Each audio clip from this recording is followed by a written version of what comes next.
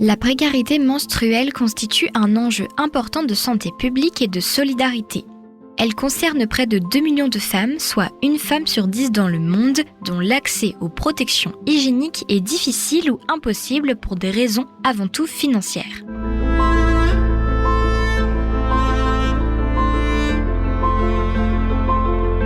Avec Nausicaa, on a reçu au studio Gaëlle, une des créatrices de l'association Menstruaction qui, face à ce combat de tous les jours, propose des actions quotidiennes. Je suis Gaëlle, je suis la fondatrice et la présidente de l'association Menstruaction. On est une asso qui lutte contre la précarité menstruelle et on sensibilise sur les règles, donc les menstruations et la sexualité un petit peu. L'association, elle est sur Le Havre et Rouen, donc Normandie à fond. À côté de ça, on est majoritairement composé d'étudiants, ce qui est un peu aussi le biais compliqué de l'asso, c'est-à-dire qu'il faut trouver des bénévoles chaque année puisque les étudiants partent, viennent, etc. Voilà brièvement ce qu'est Menstruaction. Un petit point de définition de nous dire ce que c'est la précarité menstruelle. Avec plaisir, du coup, la précarité menstruelle, c'est le fait de ne pas avoir assez de ressources financières pour s'acheter des protections, donc périodiques. Et ça s'entend aussi dans le sens où il y a un manque d'informations flagrant sur la question des menstruations, que ce soit sur le point de vue médical ou même sociétal, d'où le tabou qui existe. Et donc, voilà, précarité financière, mais aussi morale un peu et sociologique. Éducative. Éducative, complètement. Et alors, t'as dit que vous faisiez une pause, mais ça fait combien de temps que vous existez à peu près ? Figurez-vous que cette semaine, le 27 janvier, ça fera 4 ans que l'asso existe. C'est énorme, j'ai l'impression que c'est la semaine anniversaire. Et donc, on a créé l'asso en 2020. On est bien en 2024, oui, donc ça fait bien 4 ans, donc voilà. Tu faisais partie de ceux qui ont créé l'association ? Oui, en fait, j'avais pas conscience de la précarité menstruelle avant de créer l'asso. Et si j'ai créé l'asso, c'est parce que j'ai eu accès à un article qui parlait de l'association nationale Les Règles élémentaires. Donc cette association, c'est un peu le même concept que nous, en fait. J'ai un peu repris l'idée, c'est-à-dire vraiment sensibiliser et lutter contre la précarité. C'était un choc un peu de me dire j'ai jamais réfléchi à ce problème. Je connais des gens qui en ont souffert, j'ai moi-même déjà souffert de ça, parce que quand t'es étudiant, un mois ne fait pas l'autre, quoi. Même juste de se questionner sur pourquoi c'est tabou, pourquoi t'as honte, et genre si tu te poses pas devant ça, à un moment dans ta vie, tu vas pas forcément te questionner dessus, tu vas te laisser emporter par courant classique de tais-toi si t'as tes règles, si t'as mal c'est ok. Je me suis dit c'est pas ok qu'on soit autant à pas s'être rendu compte de ça, il faut vraiment faire quelque chose au niveau local, parce que du coup règles élémentaires c'est national et au final en y réfléchissant il y a vraiment plein de choses à faire et c'était cool d'avoir un petit fief normand de lutte contre la précarité quoi. Et puis surtout étudiant parce que à l'université il y a pas mal d'assos, mais surtout des assos étudiantines du style BDE, donc c'est pour faire la fête, ce qui est cool, mais il y a pas assez de choses engagées et du coup c'était l'occasion d'apporter un peu de diversité et de réunir les gens au-delà des filières. Et quelles sont vos actions concrètement dans l'association ? Donc la base c'est faire des collectes, donc on va devant des supermarchés comme la banque alimentaire, sauf que nous on demande que des protections, ce qui est assez marrant parce que les gens ne comprennent pas du tout et donc c'est le meilleur moyen de sensibiliser au final, parce que de là forcément les gens vont se questionner, vont se dire ah oui, peut-être soit je m'en étais jamais rendu compte, soit ils connaissent déjà et ça leur donne d'autres idées pour agir en fait et des moyens d'action. Et donc c'est vraiment que des protections, on ne demande pas d'argent à ce moment-là, comme ça vraiment les donateurs ils ont conscience de oui concrètement pour ça et pour rien d'autre. Après on a mis en place des boîtes à dons aussi, comme on a créé l'asso en 2020, confinement qui est arrivé dans la foulée, donc on a fait beaucoup d'actions sur les réseaux sociaux pour avoir un autre public même plus large, et donc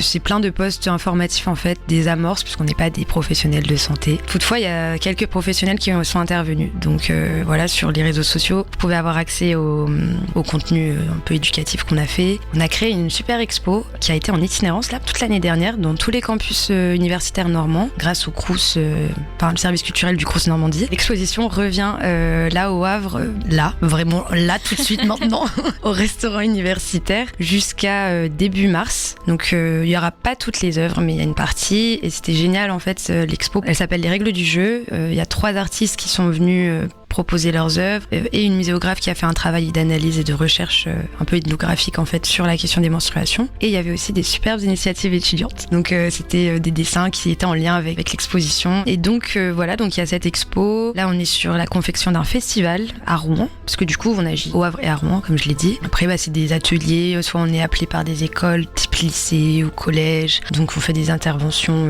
éducatives. En fait, en mixité, parce que la volonté, c'est aussi d'inclure les hommes, avec un grand Z. Non, je rigole.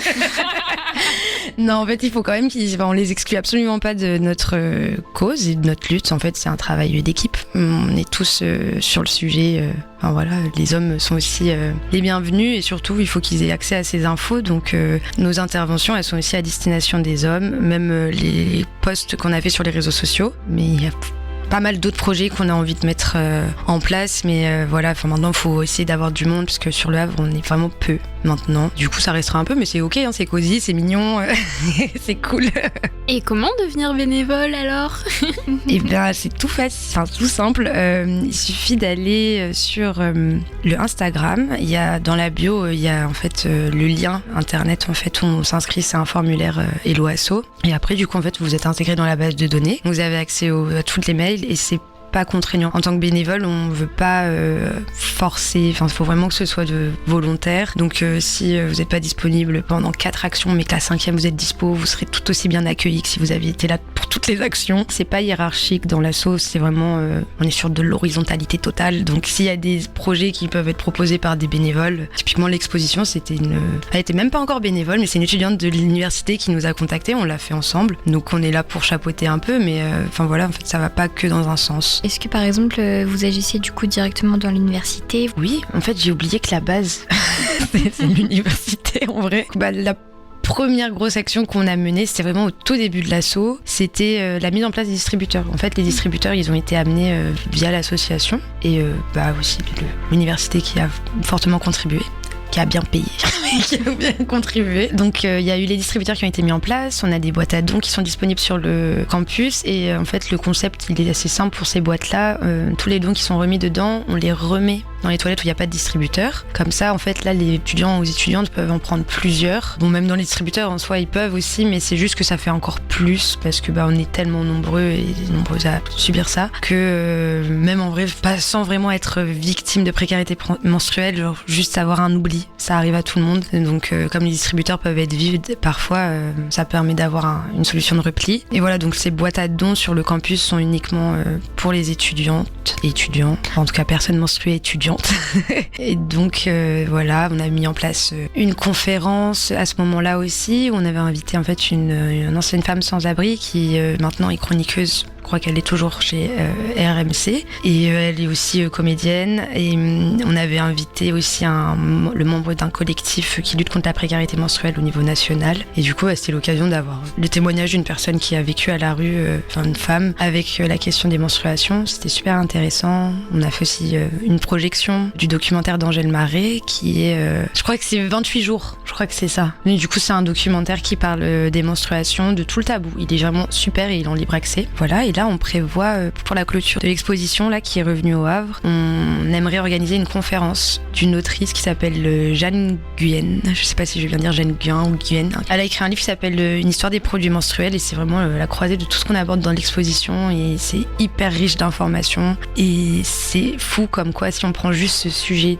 genre juste une serviette, un tampon qu'on a toutes chez nous ou toutes déjà eu, en fait il y a une sphère énorme de problématiques et de questions qui en découlent et c'est genre super pour déconstruire plein d'aspects, que ce soit le point de vue commercial, publicitaire, tout ça, le point de vue sociétal, en tout cas même classiste, un peu riche-pauvre, parce que dans la création, la mise en place des produits menstruels, il y a vraiment eu du séparatisme fort et aujourd'hui on s'en rend pas compte mais on a un héritage de tout ça et c'est bien d'avoir accès à toutes ces infos. J'ai fait un gros spoiler mais on n'a pas encore la date de poser. J'espère qu'elle sera disponible et tout mais c'est le projet et puis autrement je pense que dans tous les cas si c'est pas là tout de suite on arrivera à le faire après. C'est pour parler avec l'UNIV. Tu parles de protection menstruelle. Est-ce que vous faites quelque chose concrètement pour passer des protections jetables à des protections qui ne soient plus jetables comme les culottes menstruelles, comme les serviettes menstruelles aussi, mais qui soient lavables. Oui, bah alors on La avait cup. fait... après la cup c'est cool, mais il y a encore pas assez de points d'eau. Enfin souvent ça peut être un peu problématique, faut connaître bien les lieux où tu vas parce que sinon tu peux être un peu embêté. Et surtout qu'il y a un risque de choc toxique aussi avec la cup. C'est juste la stase du sang, c'est un choc toxique. Dès qu'il y a une stase de sang en interne, que ce soit tampon ou cup, le choc toxique peut arriver. Donc c'est important d'avoir quand même conscience qu'il faut avoir des locaux où il y a des points d'eau. En gros, on est sur un projet, ça fait 3 ans qu'on essaye de faire financer des kits de protection réutilisables avec une ou 2 culottes ou une culotte et plusieurs serviettes lavables pour amener en fait les étudiantes, les personnes menstruées à avoir accès à des protections réutilisables parce que comme tu l'as soulevé en fait c'est une masse folle de déchets, ça se compte en milliards de tonnes par an, pas recyclables forcément. Donc l'idée aussi c'est de lutter aussi avec notre à l'époque la cause environnementale est très importante. Donc voilà, on a cette volonté, on a même créé un livret, tout est prêt, vraiment sur le papier tout est là, il faut juste qu'on trouve des financements. Ce qui est plus compliqué, même on aimerait pouvoir viser au-delà de l'université parce qu'il y a des écoles qui n'en font pas partie et où il y a des élèves qui pourraient, c'est sûr ça plairait quoi. Donc le projet il est là et puis comme on a vraiment beaucoup de projets et on peut être sollicité, forcément s'il y a des projets, comme je vous l'ai dit ça fait 3 ans qu'on essaye de le mettre en place et on est déjà passé dans plusieurs commissions et on nous a fait croire que c'était bon jusqu'à ce qu'à la dernière minute, plus de nouvelles. On perd un peu le fil, mais c'est un projet et puis même sur les réseaux sociaux on en parle. Dans l'exposition il y a aussi ça qui est abordé, donc ouais. Et c'est important. N'hésitez pas à rejoindre Menstruaction. Ouais, voilà. On est gentils, vraiment. Et les hommes sont les bienvenus pour se battre contre la précarité menstruelle. Oui, on a des bénévoles hommes et qui font un travail tout aussi remarquable que les femmes. Donc, faut le soulever. Et puis, c'est aussi... Ah ouais, ça c'est intéressant parce que quand on fait des actions de collecte, du coup, et que des hommes tiennent les stands, ou même sans aller dans la collecte, juste quand il y a un homme qui tient le stand, il y a toujours un moment de bug chez la personne qui passe devant le stand ou la collecte. Une fois que les garçons expliquent pourquoi ils sont là en fait et qu'ils ont aussi leur place et qu'ils veulent contribuer, aider, en fait ça permet d'amener d'autres hommes et même juste certaines femmes ça les décomplexe aussi sur ce sujet parce qu'en fait ça peut être dans le cadre juste familial ou privé, amical, qu'elles ont eu des hommes dans leur entourage qui leur ont fait ressentir cette honte et ce tabou et là de voir que c'est pas tous et que y en a même qui ont pu avoir ça ou le faire sans s'en rendre compte et qu'aujourd'hui ils sont bénévoles pour une asso qui lutte contre la précarité menstruelle, ça donne de l'espoir. Donc en vrai c'est cool.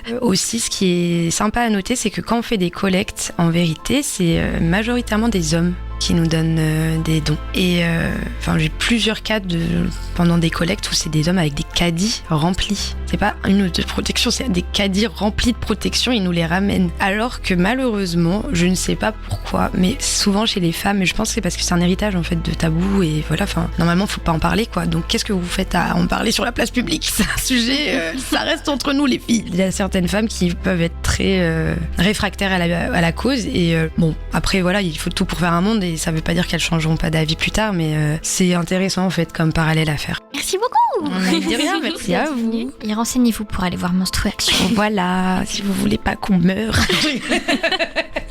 Super conclusion.